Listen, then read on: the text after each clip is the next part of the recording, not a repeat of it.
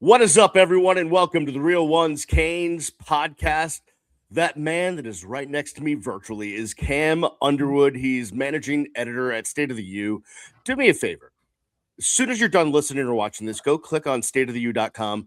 It's got all the best stuff that relates to the Miami Hurricanes. It's open 24/7, and it is the best price ever, free. And as we used to say in radio, if it's free, it's me.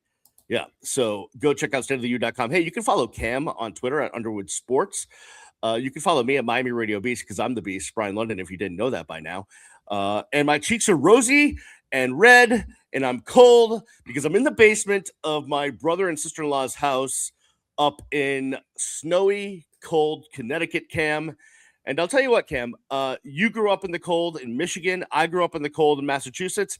And there's a reason why I never went back after moving to Coral Gables to go to the University of Miami. It's because of days like this where I just had to go drive over the river and through the woods in Connecticut in the snow, and I did not like it. Yeah. Happy holidays, Merry Christmas to everybody. And Sorry about that. No, I also departed the snowy north. I actually did look into going back. But that I chose other opportunities. So, I'm down here in same second bedroom that y'all always see and everything down here in Fort Lauderdale. Down here enjoying that. And I'm enjoying the cold and the snow and the typical wintry scene from afar. It looks beautiful. It looks great. Does. You know and I love that for you. I was sending pictures and putting it on Instagram, like the snow and all the stuff, and all my friends from South Florida are like, "Oh, that's so pretty! Oh, it's so nice!" And it's like, yeah, it is. Now go get in the car that I had to warm up a half an hour before I wanted to leave, and I had to brush the snow off and chisel the ice off of it, and then drive through the roads and what have you. And other people are sliding this way, and you're sliding that way, and no, thank you. I will. No. Definitely memories. I tore my ankle up senior year of high school on Martin Luther King Day in January, and I was on crutches for the rest of my senior year. Crutches in the snow and ice are not good. Man, that's not good. So my car had to be outside because my aunt and uncle, their cars, and then his prized luxury, sports car, his Porsche.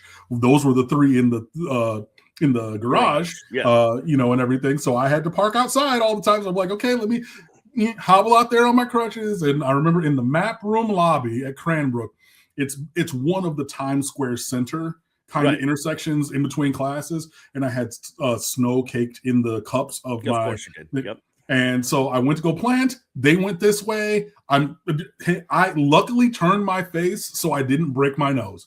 But in front of everybody between classes, I fell. And then a friend of mine thought it was funny, so I got up, and then he kicked my right one. So then I fell again. And I just sat there, and I said, you know what? Me and my pride are going to sit here and wait, and I'm just going to be late to my next class. And that was a very firm memory I have from snowy, wintry weather. So, yeah, you can keep it. Luckily, the Miami Hurricanes' next game will be partially indoors, kind of. It's fully. Oh wait, they can close the roof. What are you talking about? We're talking about the Cotton Bowl, right? AT&T Stadium, Jerry World. Yeah, it's open at the top, but then they can also close it. Is it open at the top? Yeah, so that God can watch the Cowboys. Where have you been? I mean, I've been there for the LSU game. I took a tour of the stadium because my mother used to live out there. I thought that was always. I know that the old one was open. Okay, I'm to the whatever. Sure, okay, my bad. So, I mean, maybe it'll all be closed, what have you. Regardless, it won't be as bad as it is here or in Michigan back in your days. But before we get to the game that is coming up, I want to reflect on the game that was. And I'm seeing a lot of this on my social media, and go hit up the TikTok for the show. Eventually, we'll get Cam posting on there with his hot takes. Real Ones Canes podcast on TikTok. And the thing about TikTok is, because of the hashtags and all that stuff and the algorithms, like the videos that I post up there end up in everyone's feed that follows college football or is a Buckeyes fan or an A&M fan or Notre Dame fan or whatever. And so I get all sorts of comments from all over the country. And the overwhelming sentiment from people that are not Miami Hurricanes fans are, oh, you guys just barely got by. That was an ugly game. Neither team deserved to be in the playoffs. Oh, we're so much better. That was terrible. Carson Beck can't throw the football. Meanwhile, it was Hurricane Force wins. But that's the sentiment that I get from other fans. Okay. The way I look at that game, now being removed from that game, is that was a hell of a defensive battle in pretty crappy, windy conditions for a passing game, and Miami was able to get past a really good team. Yeah, absolutely. Best team that we've played this year, best defense that we've faced this year. And, you know, I said this in multiple other places. People still wax poetic about 9-6 LSU, Alabama. Remember that game from years and years ago? Yeah. This was that kind of a game. Like, I mean, this was a showcase of two elite defenses. It was a struggle for the offense. It's like, yeah, I mean, the casual fan, it's easier to understand touchdown points, and kind of hand wave bad defense. This was the opposite. Incredible defense and bad offense on both sides. I'm not going to try to say it was a masterclass, but it was a masterclass by Miami to find a way to win this game. And we beat them up front on both sides. And we, whatever. So, yeah, I saw in like this journalist should be ashamed of themselves. And I know that he writes for the Notre Dame on 3 website. He wrote an article that said basically, sure, Alabama and Miami won, but neither of them won convincingly enough to justify Notre Dame not being in. Shut the F up, dog. Like, you're like, oh, Alabama was down 17-0 and Miami only scored 10 points. Did you talk about the point of the fact that like A&M only scored 3 and our defense had a legendary all-time performance? No, you want to make this about like these entitled jerk-offs, bro. Like, I mean, shut up. And like, honestly, if you wanted to be in the playoffs, you should have beat us head up. But you didn't. Beat us head up or Texas A&M, because if you beat either one, right, that's what I meant. Yeah, either one. You had 2 chances to beat somebody. Also, if you were so big bad and Notre Dame, you wouldn't have canceled your series with USC in order to put BYU in the schedule. And this is after previously having they were the ones who ended the Michigan annual rivalry, of course, back in the day. It wasn't Michigan, trust. Like it was that. So like, they had one annual rival on the schedule, a game that used to mean something, Notre Dame USC, and Notre Dame's like, nah. And because they're promised that if they're ranked high enough, they get into the playoff. Enough. Right. And that's why USC went. So at first, USC was like, we'll play you in November. Like, whatever. Okay. And then the memorandum of understanding came out where they're like, well, we actually made a backroom deal with the College Football Playoff Committee where if we, being Notre Dame, are ever top 12, then we automatically are placed in the playoff over other teams. So then it's like, wait, so if we play in November and we beat y'all, but we're ranked 11 and you're ranked 12, you would then make the playoffs over us. So then USC was like, hey, no, move that to the first game of the year. And then Notre Dame was their typical entitled, petulant selves. Like, this is some born on third base ass entitlement. And I say that as someone who went to Cranbrook, like the actual Cranbrook, the one that y'all make fun of from 8 Mile and everything. That's my beloved. Almost. Do I have a yearbook or something? I got yearbooks around like here. We believe you.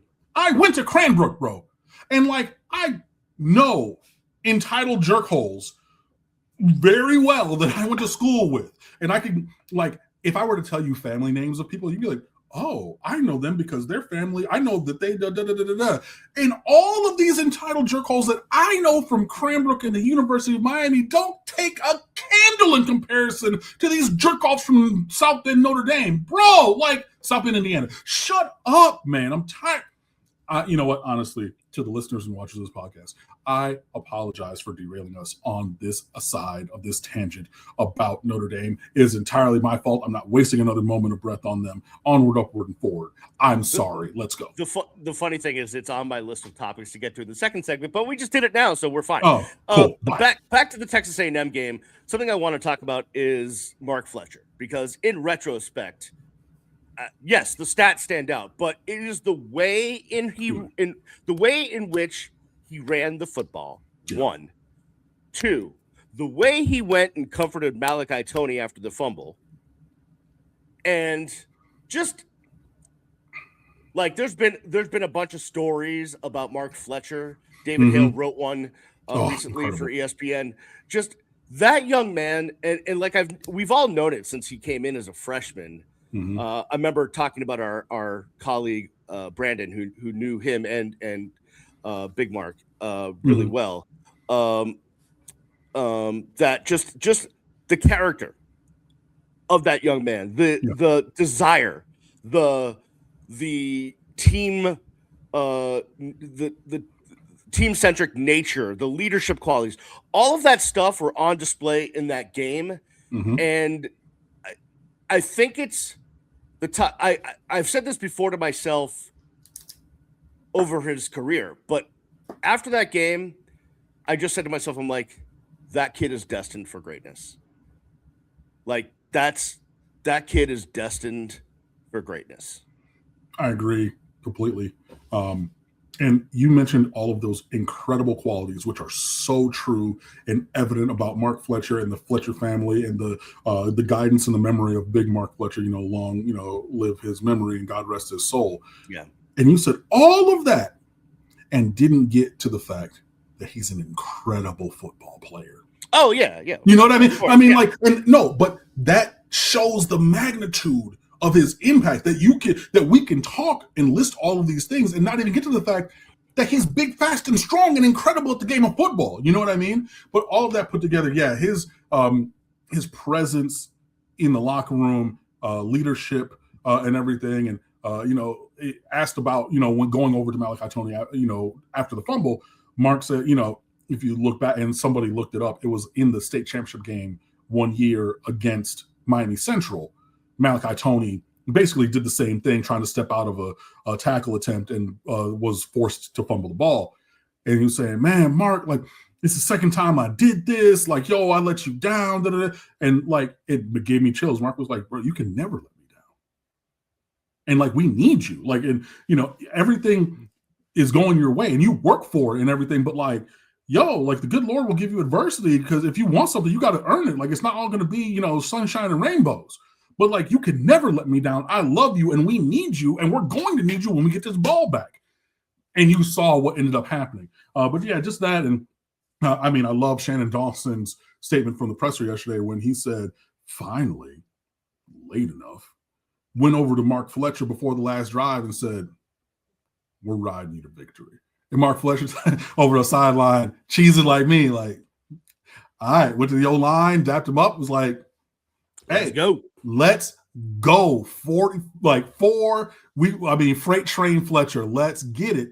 And the point that you brought up and several other friends, the statistic of the day, Texas A&M, one of the worst teams in America, defending inside runs between the tackles, specifically the B gap and the A gap, because those are the ones that are in B gap between guard and tackle, A gap between guard and center. Those 4 gaps, they had one of the worst defenses in America in defending those runs. And that first run, that 56-yarder, career long for Mark Fletcher, parted like the Red Sea on that right side. It just, and then gone. And he stiffed arm Buddy for about 30 yards of that run. Just incredible. You love to see it. You love to see that impact from him, from a lot of the guys in that first recruiting class, the 2023 recruiting class, first full cycle for Cristobal back here, really being the foundation for the success of that game. And yeah, there's, I want to get to another thing eventually, but yeah, Mark Fletcher, his impact, both culturally and, athletically is just, beyond compare. Just an elite player, an elite person. Love having him here at the University of Miami. Speaking of Mark Fletcher and that article with David Hale we talked about, and they just had their media availability right now, and he confirmed what he told David Hale, which is he will be coming back next season. Oh, joy, baby. Now, let's talk about that first, then we have to talk about how that impacts the running back room. Let's go. So I didn't expect him to come back. So let me not say that. I didn't know it was a certainty that he would come back. But I'm happy that he is. Yeah, I thought it was on the board. I know that a lot of times if you consider yourself decent as a running back, it's got to be 3 years in the NFL just because of the life cycle of that position. And correct. Especially he's a bigger back, which means you're going to be more inside run heavy, which means more collisions against linebackers and defensive linemen than, scat backs who can kind of get out in the pass game more and maybe step out of bounds on the sideline.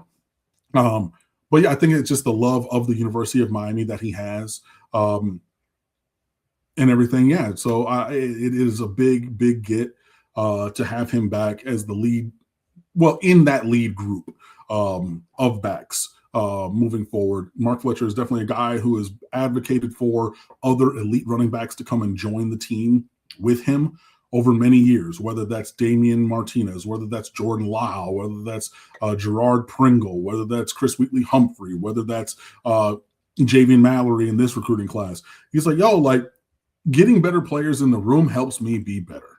It helps us be better. And that's the most important thing. And he's going to have a big role on the offense. I don't think Miami's going to have 1,000-yard rusher next year because you're going to split up carries and divide things out. But having a running back of his caliber is key, for this offense. So yeah, big get. So let's talk about the running back room as it relates to Mark Fletcher coming back. It is my belief, after going through this as a sideline reporter, and then now running backs tend to get hurt more than a lot of other positions. Mm-hmm. They're always nicked up. I mean, they're running right into the face of a wall. Mm-hmm.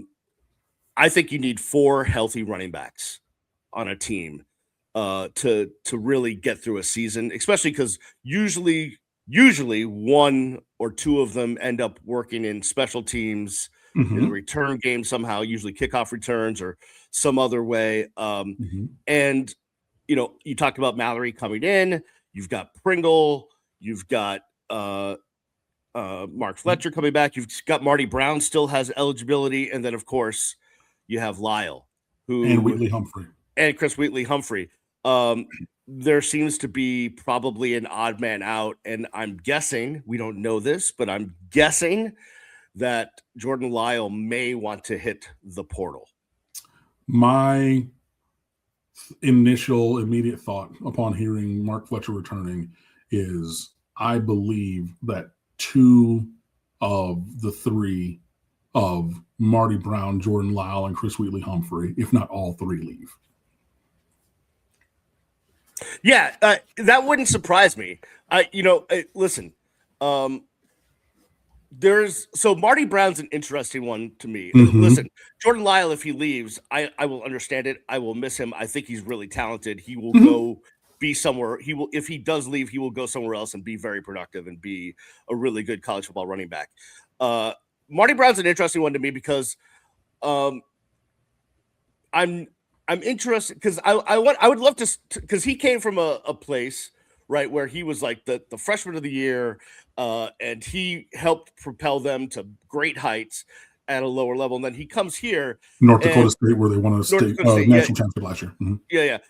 And then he comes here, and now it's like I have to fit in a role. I'm not the top dog, like all that stuff. And I think he has played in that role, as limited as it is and was. Well, the question is whether he wants to stay in that role or go somewhere else where maybe he can vie for more playing time. But I think he serves a purpose if he decides to stay. I think all of them do. It's just like players want to play, and it's just like, where are the carries for everyone coming from with Fletcher returning? You know what I mean? Because he's going to get. Give me 1 second. I should have had this ready.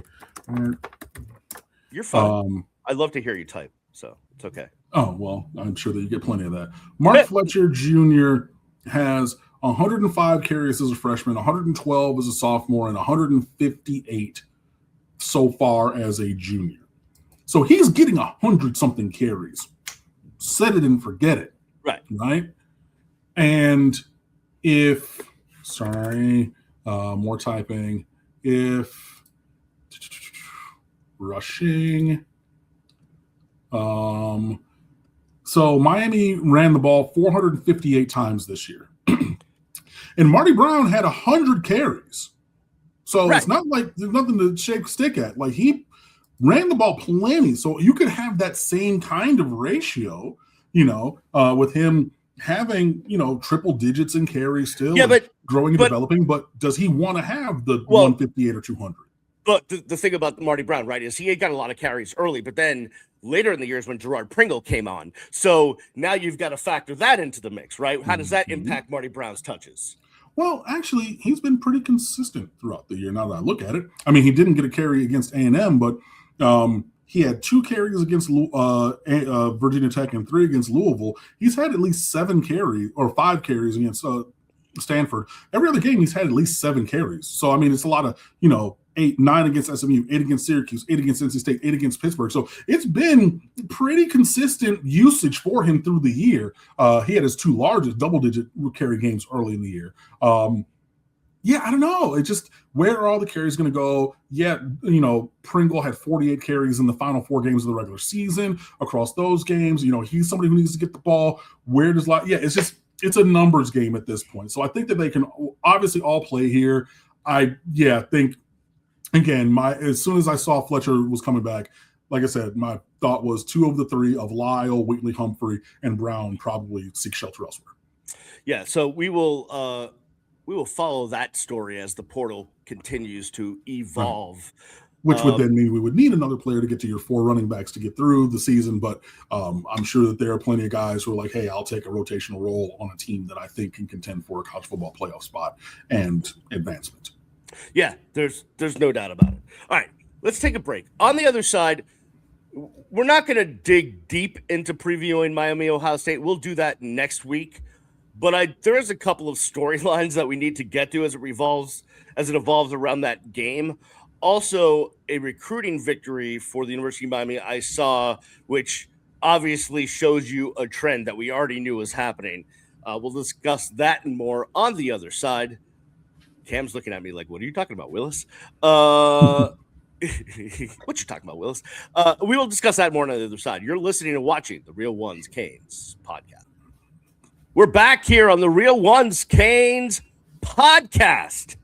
I'm the Beast, Brian London. Follow me at Miami Radio Beast. That man, you're not pointing the right way, Cam. See, here's the thing.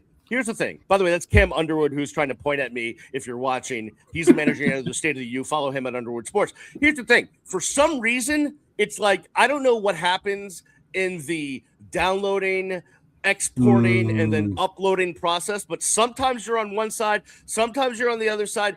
I don't know what happens digitally. Cool. I never know which way to point, and I just think pointing is going to not help us because it's going to end up being the wrong way, and then people are going to be like, "Oh, Cam doesn't know which way Brian is," and Brian doesn't know I was pointing on my screen, but whatever. Fine, I won't point anymore. There, whatever. Take away my pointing joy, jerk. Oh, it's the holiday season. You're supposed to be nice. Santa does not look good upon those that are naughty. Wow, that's all right. No comment. By the way, happy holidays, everyone. Speaking of the State of the U, which is a great website that Cam is the managing editor of, they pump out content like more than any other website possible. So go check out stateoftheu.com. Cam, what is up there right now at the State of the U? Well, we have this beautiful piece, Dear JD, Justin DiTavio's opinion piece weekly. Didn't I see Julian Sand in a teen movie? Hilarious. You got to read it. It's great. I put up the cinematic highlights from the first round game. Truly, truly incredible. Monday musings, the newser for Mark Fletcher returning. Our story stream with all of our college playoff coverage. We're just putting everything in the same story stream, guys. So from the first round game and for the Cotton Bowl, everything in there. Signing day stuff still up there because people, are still asking about that, and plenty more. Tales from the couch that Mike Schiffman shared of his watch of the win against Texas A&M. The film review from the game is up, good, bad, and ugly. Rueben Bain's receipts, Storm Center, all kinds of different great stuff. So all of that and more, staywithyou.com. Please come fan with us. It really is a great website. You should go check it out 24/7, 365, 48 times a day. Definitely get over there. Can I share something else, sir? You can share whatever you want. We're in a trust zone here. You can share. What do you want to share, buddy? I have something to share as well, by the way. I want to share this. Can you put that on the screen? I can. Sorry. I don't know if you can hear this. But yeah. If you play it, I can hear it.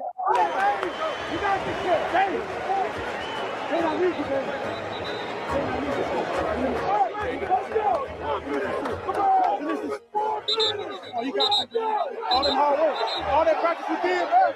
For this right here. For this right here, man. Love you, man. For those of you that weren't watching, so it was a little hard to make out. That was Francis Mauigoa going over to Rueben Bain and motivating him, to say the least. There's a lot of love there because those two guys came to this program when all there was hope and a dream. Mm-hmm. And they are, listen, there's a lot of great players in this team, but those two, they're the pillars. But you add, so that moment was during the injury timeout after second down, after the Moture PBU play. So that was before the final A&M snap.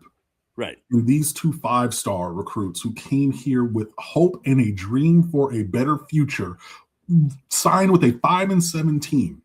They could have literally gone anywhere in America. Them two dudes who go against each other every single day in practice. And you got an offensive lineman saying all the work we did, all the workouts that we've been through, everything that we've done here leads to this moment. I honestly have goosebumps. I literally, when I watch, that moment is in the cinematic highlights, by the way. That's where Ricky picked that from. It means something to see those two in that moment, man.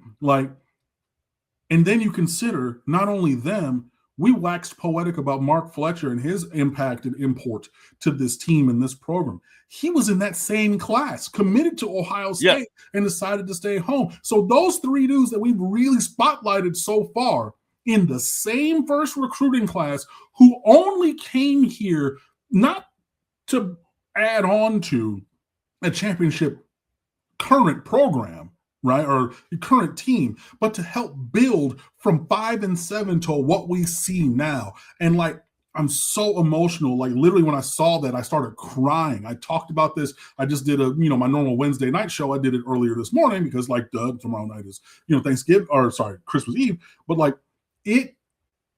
But I'm so emotional. I can't even really talk about it. It means something to me to see that and to see them. And how did Mauigoa end that? Love you, dog. It's not just I'm yelling at you and you got to go make a play. Bro, we've been in these trenches together, and I know that you're ready because I helped prepare you like you helped prepare me. And I love you, man. Go out. It means something. That hit me every time I'm going to watch that, I get a tear in my eye. I'm so serious. That was such a precious, incredible moment, man. It was great. So over the next week, the entire nation is going to go into the Wayback Machine to talk about a game that happened more than 2 decades ago.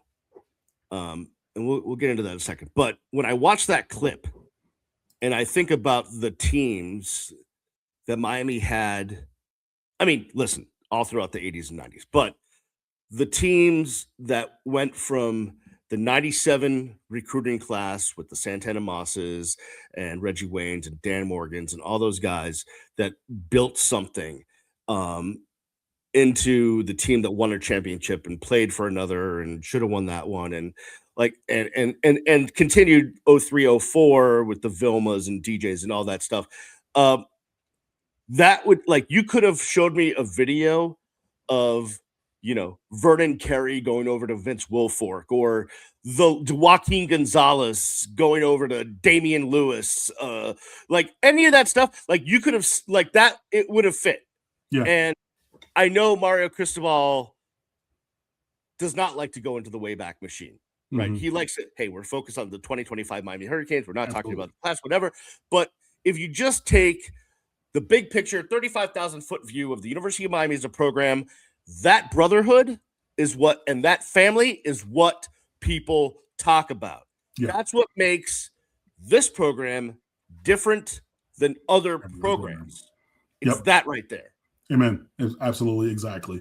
And maybe that's why all of that unspoken, what you just spoke to, was unspoken in my brain, or from my mouth. But in that moment, just seeing all of that. I mean, it's different clearly because of the bravado, but like, tell me that that's not the same as Al Blades Sr., God rest his soul. Look at the man next to you. I'm the baddest, Yes. That's not the same kind of thing. Again, different emotion, but tell me it's not the same thing as Ed Reed. I'm hurt, dog. Don't ask me if I'm dominant. You know what I mean? Like, I know that the bravado of those two players in those other moments, but like that, to me, that moment fits in that lore. And it's different because it was me and you, not your mom and your cousin too, but just like two dudes having that moment, and the cameraman person being there to capture that. But it's that same connectivity, whereas Al Blades Sr. and Ed Reed was to everybody. It was just one-on-one. But that same kind of moment, that same emotion, that same brotherhood. And again, not even just talking about, I know that you're great, but all of that. And the last thing I'm going to say before I walk away from you, I love you. Oh, God, bro. I'm literally about to start crying again. That good stuff. That hit for me, man. Hey, I want to talk about this game coming up because it does mean a lot to a lot of us. But obviously, like Mario, the coaches, the players, they're not going to be drawn into a conversation about 2002, 2003, that game. But it's obviously a storyline. This game means a lot. I mean, we did go up there to Columbus, a while ago. I went on that trip. Miami just wasn't ready for prime time. They just weren't ready to win a game in the Horseshoe in Columbus. Huh? Had a lead in that game. Yeah, but I'm just but again, no one, like, I don't think that was not, we weren't feeling the same way about the program as we do right now. So we're not going to be dragged into that. But I did see a picture that I don't know who made it. I don't know what happened, where it came from, but talk about tears. Talk about the feels. I'm going to put a picture on the screen. I'll let you describe it for the people that are not watching or are listening. Okay.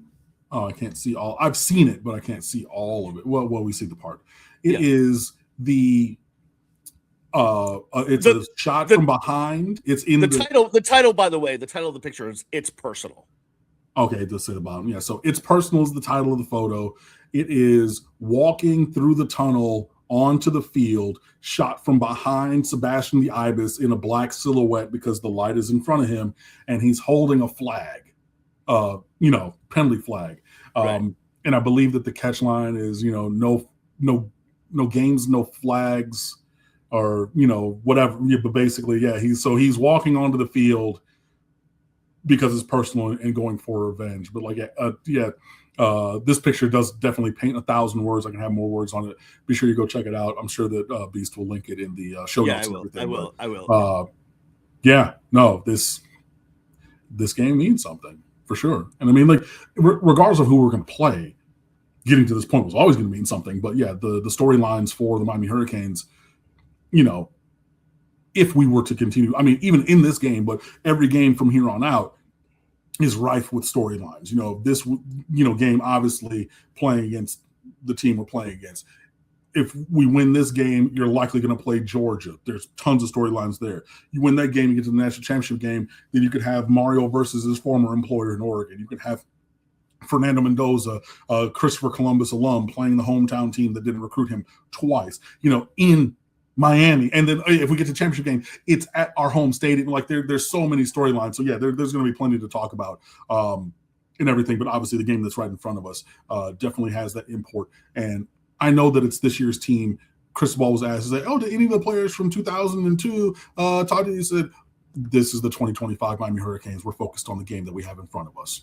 Like he didn't even pivot off of the question about this is 2025. We have a game in front of us this year. Thanks. Which is the way that the mentality has to be. But for you and I, my good fellow friend, we can talk about the history. Speaking of that, Jeremiah Smith, the proud product of Chaminade Madonna High School, who is a receiver that we all know well, who is playing for the Ohio State Buckeyes. He was asked about that, and he said, yeah, man, everyone's talking about it online. I see it all online. Man, we got something ready for them on New Year's Eve. So he was talking a little something. Yeah. I mean, look, I get it. I became a Miami Hurricane the day I moved into my dorm room, right? Yeah. And so same thing for him, he's from down here and everything. Geno Smith's cousin, we recruited him all the way to the end. Like, my only thing is, Mario Cristobal was asked about Jeremiah Smith at his presser, and he said, look, he's a great player, comes from a great family. He handled the entire recruiting process with aplomb all the way to the very end. Boom. Nothing bad, right? No, he said he was an NFL ready receiver last year. Right. He was like this year and probably last. I mean, all high praise and all true. Jeremiah Smith wants to talk noise about the University of Miami.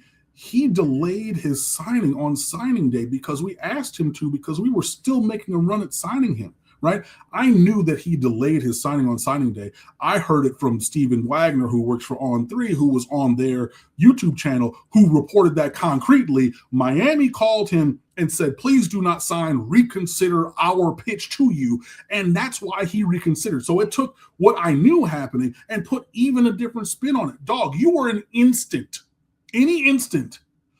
away from being a Miami Hurricane.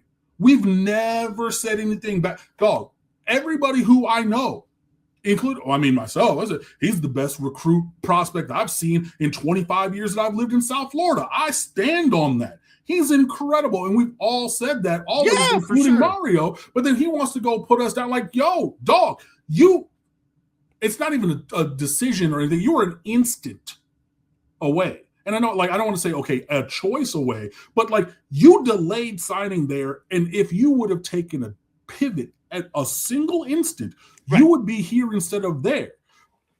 And so all of a sudden, all this animus and everything, and I get that there are, well, let me be real. I know that there are members of our fan base there that are not complimentary of the good Mr.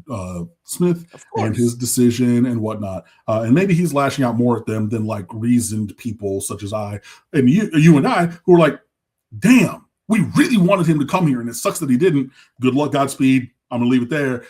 There are other people who were not as magnanimous in recruiting defeat. So I can understand it. But, yeah, it still just was a little – it just felt like sour grapes, and, yeah. But, hey, look, wide receivers have a history of running off at the mouth and having that kind of attitude. So maybe he's just proving himself part of that. And he's good enough to talk noise too. So he can say kind of what he wants, because damn sure going to go out there and have a great ability to perform. I don't know what his performance is going to be like, but it's definitely not some backup rotation dude who's out there in front of people talking. He definitely threw down the gauntlet, and, we're going to need to be at our best because he is, for my money, the best receiver in the country.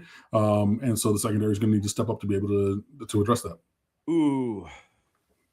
You're going to have a lot of Homer Malachi Tony fans that are going to take Jeremiah Smith, buddy. You're gonna, buddy. Okay. I'm sorry. I know that you are factually right. I'm just saying. Right. I got big shoulders. I can handle that weight. And I'm not putting anybody down. I love Malachi Tony. He's 8 yards away from the first 1,000-yard season for a true freshman at Miami ever.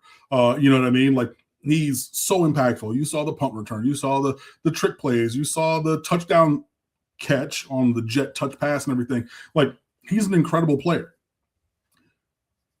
Jeremiah Smith is like the prototype, 6'3", 215, 4.5 speed. Like, I mean, like, dude. And I mean, I don't want to go off on a tangent and start breaking down this game, but just so you know, in case you literally have been in a closet and have not watched one Ohio State game, they've got another amazing freaking receiver named Cardell Tate, who on any other team would be the top dog and would be really good. So Miami's going to have their hands full. Another receiver that Miami recruited from Chicago, who also took the national route for his 7-on-7 team and played on South Florida Express with Jeremiah Smith, of course, in high school. So even though he's a Chicago native, he played for SFE, one of the premier 7-on-7 organizations in the country.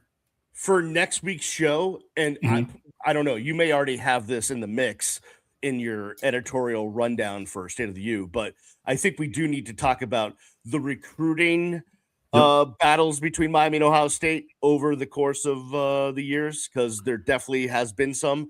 Thank goodness Brian Hartline is no longer at Ohio State, for the record. Yeah, that is in the queue for things. I will definitely get to that and so many other things Inside Baseball, after we record these, I'm already late for lunch and playtime with my niece and nephew over at my mother's house. So I will be running to do that. So I will not have those up for you all today. But throughout this next bit until we talk to you on Monday or Tuesday of next week or whenever it is pre-game, I will definitely be putting, well, not pen to paper, but, fingers to keyboard to create that piece. But it's one of many that's on my prep list for this game. Can you just record you typing so I could use it to fall asleep at night? I could use some ASMR if you we should make that an app, the Cam typing noise app. Yeah, there you go. Hey, before we get out of here, I think we need to ask this question, and don't make it a layup, which is, what do you want for Christmas? A win.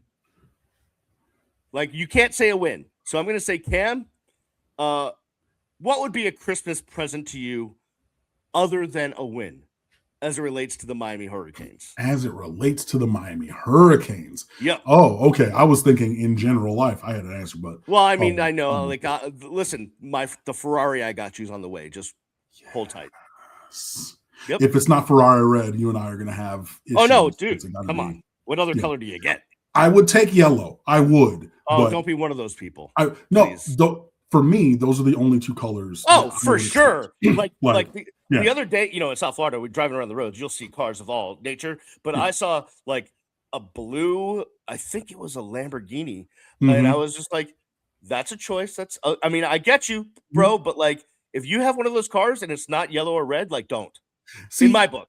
Lamborghini, I think you can get away with more variety of colors, especially because you had Busta Rhymes with the green. Oh yeah. Murcielago. Oh, you know what? I would also take a black Ferrari. I would not. I've seen them. They work. It's not where I would go. Okay. But I would only go red. Like, I would personally only go red. But and it would have to be Ferrari red, not just red, not just it would have and I say that, and y'all know the color I'm talking about. So there's that. Honestly, I was thinking like of a tropical vacation. I wasn't even thinking about the Ferrari that you got me. But cool. There's that. My Christmas present that I want relative to the University of Miami Hurricanes is 2 more years of Corey Heatherman at defensive coordinator. You put 2. I love it. Specifically because we're going to get 1. I need that second one from here. I don't know if we're going to get it, but that's my present that I want. And if you've seen his pressers this last part of the season, the foundation is being laid for him to be a head coach. It's like when you have that local councilman who starts making appearances on NBC6 and has these, cultivated, curated speeches at the local chamber of commerce and things. And you're like, he's about to run for Congress, or this congressman's about to run for Senate. You can just feel, I'm preparing this now for that next thing. He's preparing for that. Well, so, yeah, I need not one but 2 more years of him at DC. Thanks. Something stumbled into my brain the other day when I was actually thinking about this, which is, it would not surprise me if Corey Heatherman went from here not to be a head coach in college, but to be a DC in the NFL. I mean, if he desires that mobility, then the potential for that move is there for sure. Yeah. That was the thing that wasn't on my radar, which then he brings into question even him returning next year. So I hate you, Brian. Sorry. But, sorry about that. No, yeah. So my Christmas present that I would like is 2 more years, 2 more seasons after this one of Corey Heatherman coordinating the Miami Hurricanes defense, please. Before I give you my gift, because I don't want to forget this, because I told you we were going to bring it up. And it's important, which is, listen, Mario Cristobal, literally every time he's in front of a microphone will tell you recruiting is always happening. It's about recruiting. This is all about recruiting. We are recruiting. We do recruiting. Everyone recruits. We recruit. We had a Wilt Fong bomb, a Fong bomb, as it's called, from Rivals the other day, when it looks like he is picking 5-star plus, which I didn't remember was a thing. Well, that's 5-star on every ranking service. Yes, 5-star plus. The offensive tackle, Mark Matthews, looks like he will supposedly pick the University of Miami. He is ranked as the top offensive lineman in the class of 2027 and the second player overall nationally. And now I see the trend as it relates to recruiting and Mario Cristobal and the staff. Yeah, Mark Matthews, St. Thomas Aquinas, 6'6", 300, as you can see on there. And so the top rating, oh my Lord Jesus, I did something weird with my windows. There we go, sorry. So the top one is 247's ratings. So they have him number 1 in Florida, number 1 offensive tackle, number 3 overall. The bottom line, those are the composite ratings, which take into account all the rating services in a different amalgamation formula or algorithmic formula, but I always reference the bottom ones. So on the composite, he is number 1 offensive tackle, number 1 state of Florida, number 2 overall player in the country. As elite gets. Steve Wiltfong, long-time recruiting writer, one of the GOAT insiders in the world of recruiting, has predicted that he will pick the University of Miami for his collegiate destination, which would be absolutely massive. Then you would have, just the number 1 player in America in Jackson Cantwell in this class, one of the first offensive linemen, or one of the only offensive linemen ever to win the National Gatorade Player of the Year award, and then follow that up with Mark Matthews. Also, can you do this one for me, please? Yeah, please do. So that's one. And also in that Wilt Fong update, while it is not a prediction for right now, Miami is the team, or one hot team to watch for this player on the screen now, DJ Jacobs from Roswell, Georgia, Blessed Trinity Catholic, who on 247's rankings is the number 1 player in America. Boom, boom, boom, diggity. 6'5", 225, like 230, defensive and edge rusher.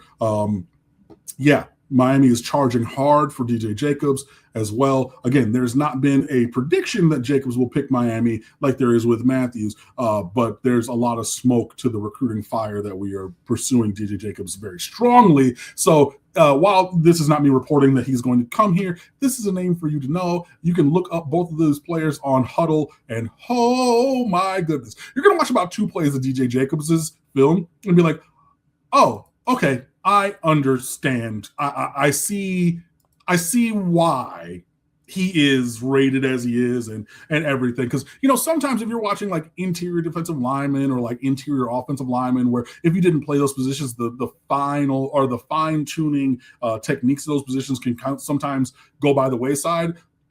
When you see DJ Jacobs and Mark Matthews move and do things on a football field, you do not need to know the finer points of offensive line or defensive end play. oh my God, wow. And so, yeah.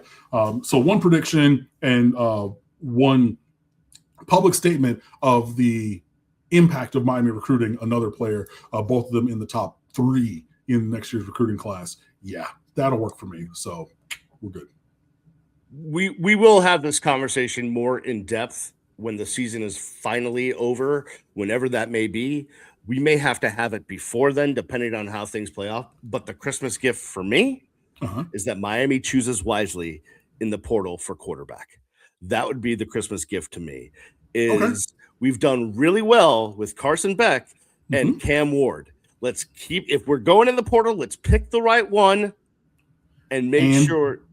And De'Eric King previously, because he was the first one, the first real big. So not, it's been 2 years in a row, but also extending back to the previous regime. So just wanted to put that out there as well. But I do hear, yes, I agree. That would be the Christmas gift to me. And also a center, and also to keep the offensive line as good as they are. Okay. And also the defensive line with Bain and Mezzador leaving in. Also, Lord, stop. Hey, sorry. Stop. This is not a CBS receipt. This is not a. Come on, dog. Like, yeah, I feel like this is the Christmas list from my niece Emma, because I want and then Uncle Cam. You said a thing. Lord goodness, man. But no, yeah, we definitely need to choose wisely at quarterback. I'm elated that LaNorris Sellers is returning to South Carolina, because so many people tried to convince me that he was the quarterback for the University of Miami Hurricanes, and I don't see it. I don't want it, because he cannot see it. He cannot throw it. And on those 3rd and 8s, when he has to fit the ball in on a square in to somebody, and that ball goes either to the other team or sailing or something, I just no, thank you. No, thank you. I think he's Kyron Drones if Kyron Drones ate his full, second bowl of Wheaties or something. I don't think that he's that good. I definitely didn't want to pay him the price of the brick. So when he finally, I know it was reported that he was going back to South Carolina, when LaNorris Sellers posted his video confirming that he was staying in Columbia, South Carolina, oh, that made my heart sing. So that now we can make a wise choice at quarterback, not the poor choice of LaNorris Sellers. So that's a step in the right direction for me, and hopefully a step towards the right choice in the end that will fulfill your Christmas wish. All right, that'll do it for us on this one. Listen, everybody, listen, the biggest gift that Cam and I have both had as it relates to the show is the amount of followers and watchers and viewers and listeners in the community. Cam, I need to go back to our last show. There's so many comments. I've not been able to get to all of them. So I need to go dig in. We're really making great gains all over the place. And I cannot be more thankful for all of you for watching and listening. And it's just been a real blessing. And please stay safe. Just please be safe out there, because some of us need to drive around town, and we don't want to deal with you having too much eggnog and being on the roads. No, agreed. Definitely be safe out there. Thank you for supporting us. Put your Cane's Christmas wish, singular, please, Brian. Singular Cane's Christmas wish in the comments. If you made it all the way to the end here, we want to hear those from you. I was looking at some of the comments the other night, and I was responding to a couple. I didn't respond. I liked them, but I will be in there as well. So yeah, please share your Cane's Christmas wish. The last thing that I'm going to say, happy holidays and Merry Christmas to, obviously my lovely co-host and to all of you listening and watching. I know that the holidays are hard for people. For me, myself personally, my father died by suicide 20 years ago. 2 days ago. And that's a thing that I've struggled with. Definitely I had depression and things like that. And I've been a staunch advocate for suicide prevention awareness since then. It's pinned on the top. If you go to my Underwood Sports Twitter, it's the pinned tweet up top. There are people here for you. And I know that the holidays are tough, and they are tough for me also, right? So please, if you are struggling, reach out to someone. You are not a burden. They will listen to you. You can go to AFSP, the American Foundation for Suicide Prevention website. There's a phone number in the tweet. You can look it up as well. Please do not try to bear the burden of your emotions alone. You mean too much to everyone for that. So I know it is tough to ask for help, and I know sometimes that seasonal depression in the holidays hits, especially if you're up north where you have the rain and the snow and the sleet with seasonal affective depression and things, which we know. But you are seen, you are heard, and you are loved, and please reach out for help if you need it. I have done it in my life. I am here for you if you need to talk, and I cannot necessarily give you all the help that you need to have. But I will listen to you, and I personally will help you find the help that you need if you need it. So that is my once a year PSA to everybody. Please, please, please take care of yourselves. You are not a burden. You are loved. Thank you for your time. Thank you for listening. I really appreciate it. Cam, well said, and definitely thinking of you always around this time of year. And I know that this has been a passion of yours for a long time. So thank you for getting that message out to our fans. We appreciate it. All right. For Cam Underwood, I'm the Beast, Brian London. We will see you next week. Have a great Christmas, everybody. And we'll talk to you before the new year and before Miami plays Ohio State. We'll see you next time on the Real Ones Canes podcast. Peace. See you.